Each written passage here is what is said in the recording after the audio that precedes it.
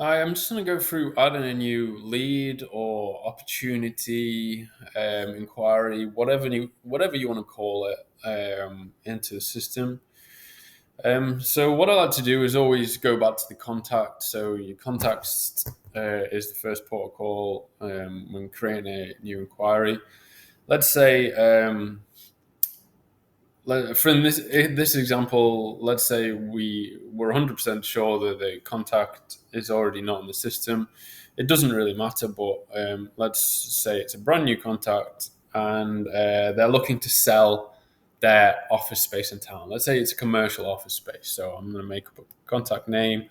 Let's say Fred, right? Uh, Fill in some details.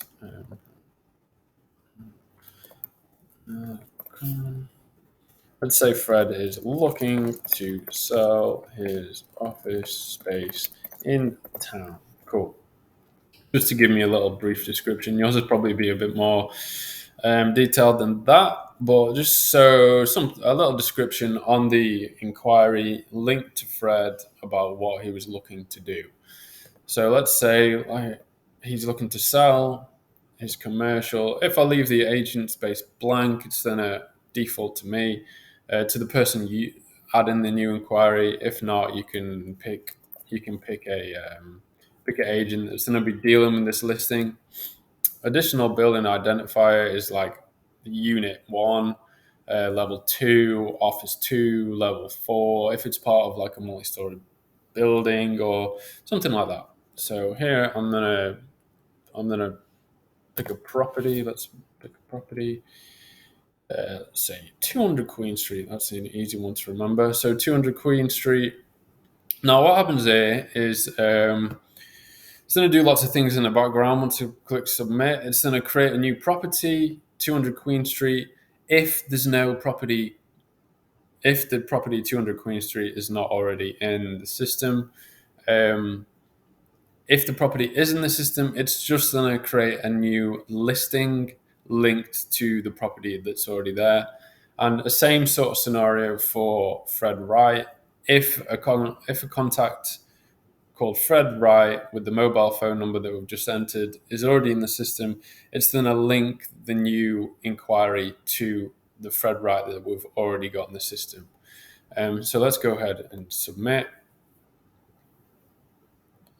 So if I go to the top here and I'm going to search Fred Wright, we can see the contacts being created, and there's also been a inquiry being created called Fred Wright Sell, which is just the one that we just created. So I'm just going to go into the contact Fred Wright, and it's got the email, the phone number that we just created. He's a seller. If we want to add any more details about Fred, we can do. If we go into the related inquiries, we can see down here that we've got the inquiry Fred Wright Sell, looking to sell his office space in town, and he made that on the 31st of the month. And if we go into listings, we can see that he's the vendor of 200 Queen Street, Melbourne, Vape 3000. If I go into the listing, now this is where we start doing the selling. We can start doing the appraisal, start building up the listing. I would never be afraid of creating too many listings. They all link back to the property. We can keep track on on the listings that we've had in the past. So even if you think maybe there's a 10% chance we might actually win, I'll just show you. Let's pretend that we've gone through the whole process and we can finally say we can archive it and we say that we've won it. Blah blah blah. We can do both. We can say that we've lost it as well. So I'd always just create a listing, even if there's a 10% chance that you might end up winning it or the listing being successful, because then you can keep a good history of what that property's gone through over time. So this property, 200 Queen Street, we can say that it's we've tried to sell it 3 times over the last 5 years. It's been unsuccessful twice, but we actually sold it once in 2019. So it's always good to keep a to keep keep this information for down the track. So if we can see here, we've got Fred Wright as the vendor primary contact. And just for an example, let's say we do know the contact that we're doing a inquiry for. Let's say we've dealt with him lots of different times. He frequently leases out his properties with us, etc. So let's say Tom Hanks.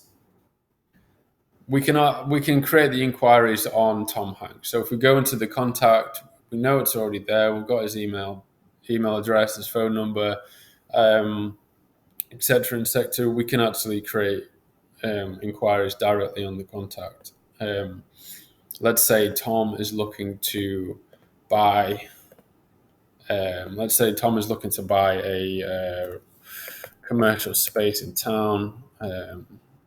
Let's say around 400 meters squared in, let's say the postcode, let's say 3550, and we'll just leave that blank. And then down here at the bottom, we can see we've made a new inquiry for Tom Hanks. We can actually see a property match if we've got any properties that meet his criteria straight off the bat. In that case, we haven't, but we can also do it on the contact. So if you know the contact's already there, you don't have to mess around with putting in an email address, a phone number, and letting the tool match the inquiry each time. We can actually just go ahead and search for the contact each time.